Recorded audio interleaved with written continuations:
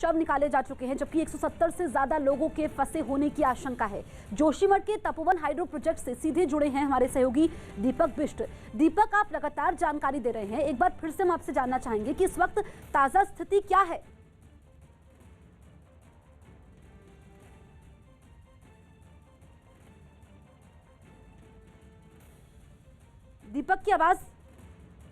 दीपक की आवाज हम तक नहीं पहुंच पा रही है, हम उनसे फिर से संपर्क साधेंगे। तस्वीरें लगातार हम आपको दिखा रहे हैं। दरअसल अभी भी रेस्क्यू ऑपरेशन जारी है और प्रशासन की कई टीमें हैं, इसके अलावा एसएसबी की टीम वहां पर मौजूद है, आईटीबीपी की टीमें हैं। लगातार जिंदगियों को बचाने की कोशिश जारी है। डॉग स्क्वाड भी है कि अगर कोई जिंदगी मलबे में फंसी हुई है तो उसको बाहर निकाला जा सके। और अब उजाला हो चुका है तो एक बार फिर से रेस्क्यू ऑपरेशन ने रफ्तार पकड़ी है। वहां पर तबाही का जो मंजर था उसके निशान अभी भी बाकी हैं। कल सुबह लगभग 10 बजे का वक्त होगा जब ग्लेशियर फटा अचानक से और लोगों को समझ में नहीं आया। जो भी तस्वीरें लोगों ने देखी, सबके रोंगटे खड़े हो गए। और इस वक्त प्राथमिकता यही है कि फंसे हुए लोगों को फिर से बाहर निकाला जा सके। देवभूमि में ग्लेशियर टूटने से सिर्फ सैलाब ही नहीं आया, बल्कि 2 पावर प्रोजेक्ट भी तबाह हो गए।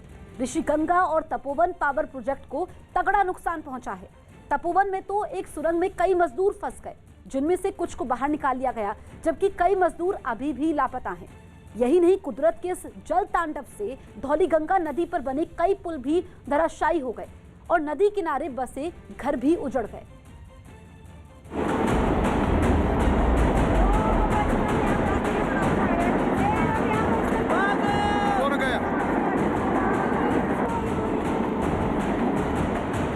धौलीगंगा ने यहाँ पे बहुत भयंकर तबाही मचानी शुरू कर दी है।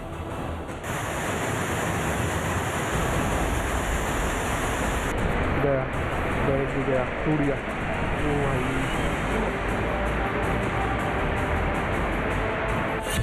ग्लेशियर टूटने से मची तबाही।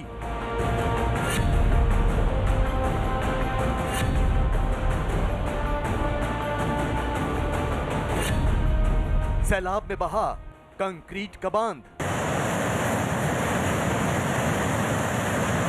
गए। बह गए पुल, उजड़ गए मकान।